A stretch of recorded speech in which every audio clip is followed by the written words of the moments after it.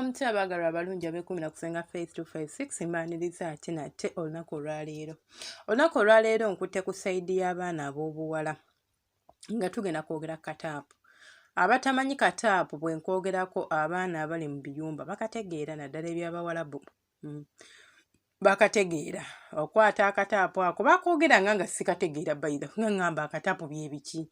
Paka bwe nafuna nfiiringiramukko ne nkitegeera ne ngamba kyekitegeeza bwe abaana beemazisa n'akataapu. Bannanga abaana beemazisa n'akataapu.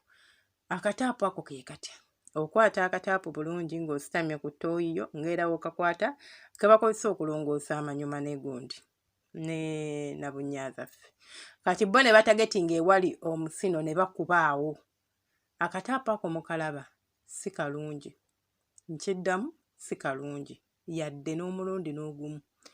Saawa eyo kalinza okuba kakuwa essanyu, saawa eyo kalinza okuba kakukolera ky'oyagala, but kayina kye tuyita long term lasting side effect. Olinza okubeera awo ng'omusino gwo tegugenda kuddamu kubeera responsive to touch. Omanyi kye ntegeeza? Nga bwe ngamba nti n'osannyalala. Otuuka embeera singa okeemanyiza ng'ogakuba nnyo, like ng'okeemanyizizza katta sensitivity eri around omusino gwo. Ekyo mukiteeke mu mutwe gwammwe. Era gw'abadde akakuba aplaninga okkayiga n'oyo aplaninga okkatandika. Birowoozeeko ebigambo bye njogera bino nga tonnaba kugenda mu maaso nako. Waliwo abantu abalina condition sike kokka akaleeta embeera eyo era ejja kubeera vidiyo ndala nga twogera ku nsonga eyo. Sike kokka akaleeta embeera eyo mu bakyala naye ke kamu ku nsonga ezirinza okuviirako okubeera ng'okola ki. Ekisooka omusino gwo omugulaba tegwetaagako pressure y'amaanyi. Kati amazzi gali ogakubako kuba galina pressure. Of course ogaba tegalina pressure, tegalina kikagenda kukola ki kukolera. Okubeerako kye gakolera galina okubeera nga galina ki pressure ey'amaanyi. Kati giri misuwa gy'oli okkuba amazzi ago kubanga nabagamba nti omusino tegukolebwa nti nnyama. It's just kiringa kitole kya tissues oba kya misuwa ekyegatta ewamu ne kifoominga ekintu. Kati gwe bw'okwata emisuwa gyo n'otandika ogikubako amazzi ag'olubeerera buli kaseera. Ekisooka amazzi ago oluusi gaba ganyogoga oba kale gabeera mu bakiyita batya? Tegabeera lukuwoomu, gabeera mu nnomo. Naye ebiseera ebimu oluusi ganyogoga, oluusi gabuguma, n'amazzi ago okubuguma obugumi kidisturbing oba kyonoona kye tuyita pH eri wansi yiwo. Ekirinza okuviirako okubeera ng'olwala mangu bacteria n'okubeera ng'oviirako n'emmanayo okubeera nga nkalu. Kubanga kasita pH levels wansi eyo zikyankalana, buli kimu kiba kitandise okufoolinga apart. Kiba tekiri mu balance yakyo. So okugikipinga emmano ogikipinga nga pH levels ziri bulungi, toyina gitawaaza n'amazzi gookya oba gabuguma. Tukozesa amazzi gano agali lukuwamu oba agali nnomo. In fact amazzi agali nnomo okutawaaza. Kati gwe imagine oli kkubisaayo akapiira akayina amazzi agabuguma kubanga gw'oyagala kutuuka ku ntikko, kubanga gw'oyagala kwemazisa. Mukwano ojja kwemazisa naye ogenda kuwunzika nga otuuse ekiseera ng'omusajja ne bw'akuweweeta ku musino toyina ky'ofiiringa. Nga towulira like nga oliawo olinga eyasennyalala ng'omanyi bw'onaasennyalala omukono n'obeera nga ne bagukuba oba ne bakusuna tewali ky'owulira, y'embeera gy'oba ogenda okuyingirira. So gwe akozesa akataapu weegendereze. Nkiddamu weegendereze. Olinza okuwunzika ng'okifuuyo okizza munda. Ate olinza okwagala okunoonya eddagala erigenda okuzza sensitivity eyo nga teririiyo oba nga togenda kulifuna. Oba n'oluusi obutaddiramu ddala. Bw'oba owulira ng'omuyima ogukutta, bw'oba owulira ng'ofa, I understand its nature. Abakazi tulina akaseera w'obeera ng'oli ku muyimo wakati mu mwezi awo ng'oli mu ovulation yo. It's okay oba tosobola gugumiikiriza weemazise neemazisa entuufu.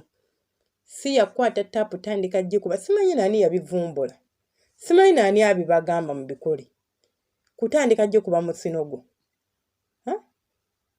Bannange, mutabuka nno, ate no mutabukira ddala. Mutabuka. Ninako ka video ne kanalaba okadama yatabuka n'akwata omulawo. Imagine omulawo n'atandika ogusenseka wansi. Bano emiyimbo nabakigene giba gibaluma. Omulawo gw'oteekayo ekisooka mukyafu. Kubanga n'oba ogwozezza gukwatibwako engalo zino ez'enjawulo. Kiri kibaawo kyekyokubiri. Gy'okisindika kinnya ekiri delicate. Nti osobola okuyuza tissues zo, osobola okwetikako obuvune obwalubeerera, kyokka ate ne yeekwata akatambi nga yeesonseka omulawo ogwo.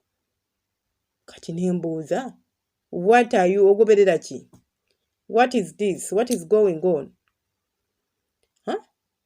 Bannange emirimu gireme bakozesa nsobi. Omulimu guleme kukozesa kintu ky'ogenda kwejjusa. Kaakati bw'onaayima nga kaakati tokyawulira nga obwagazi tokyabuwulira nti ng'omusino gwa freezinga guli awo.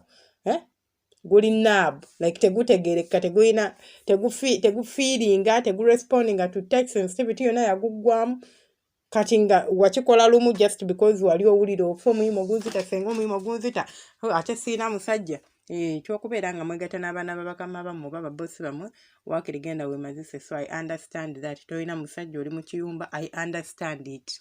Nange ndi muntu okitegeera but ekyokugenda ku kataapu mukwano kireke.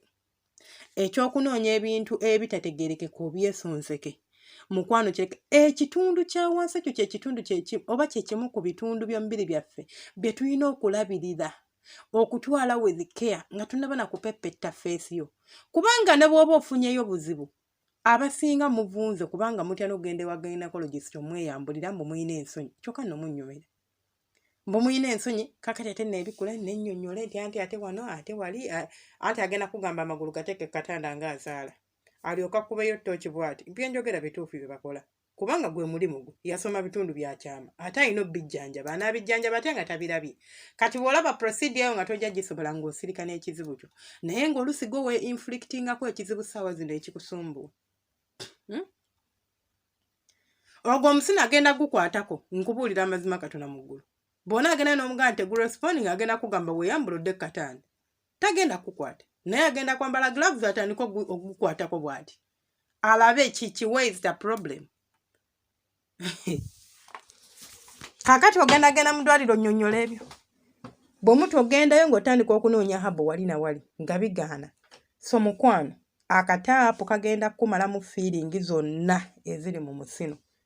Kiriza gaana oli wa ddembe okubikkiriza oba bigaana kubanga oli wa ddembe. Okitegeera.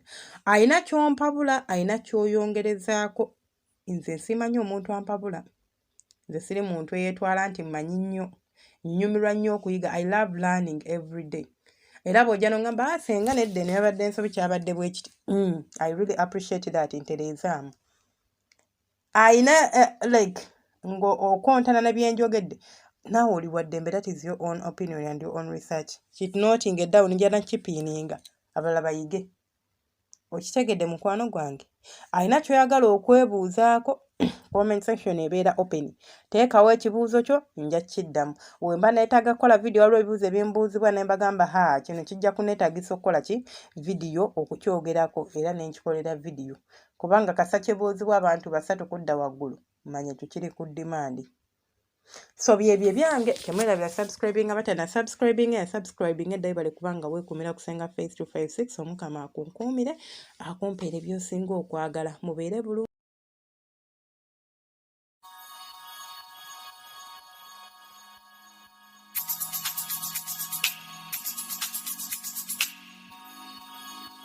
Yeah.